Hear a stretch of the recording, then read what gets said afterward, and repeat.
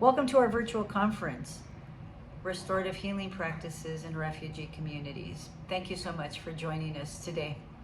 I'm Silvia Barragan, Director of Undergraduate Field Education at the School of Social Work at San Diego State University, and also the Director of Lead and Learn from the Heart, a social-emotional learning program in our great community of City Heights here in San Diego. Most importantly, I'm the Faculty Advisor for the great team of students bringing you today's programming. I want to particularly highlight NIA Coach Lamb, who has put forth a great deal of effort and passion into today's programming. Thank you so much for that, NIA Coach.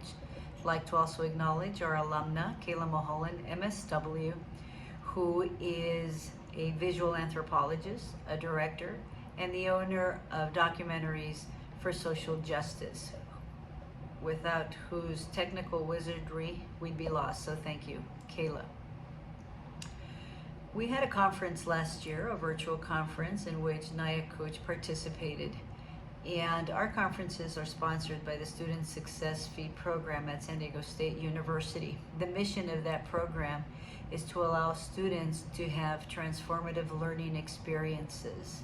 I would say that last year's conference and the other conferences that I've been involved in with students have accomplished that, but certainly today's conference is a result of that transformative learning experience that NIA Coach underwent, and she decided she needed, we needed to really come back and continue this effort.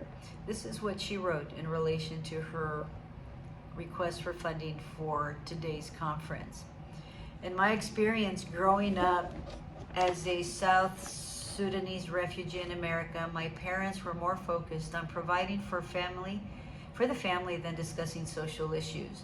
Leaving social-related issues out of the conversation was damaging to me as a teenager.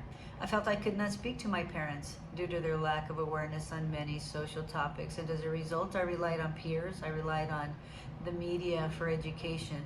This experience has been the driving force and the driving factor that allows me to educate the refugee population on these issues to help strengthen the parent-child relationship. In 2020, a group of BASW students and MSW students and myself who were interning in the community of City Heights coordinated a very successful virtual mental health conference for refugee communities and mental health providers. Through the creation of the event, we learned more about where the mental health disparities are and what issues needed to be focused on with more precision and care.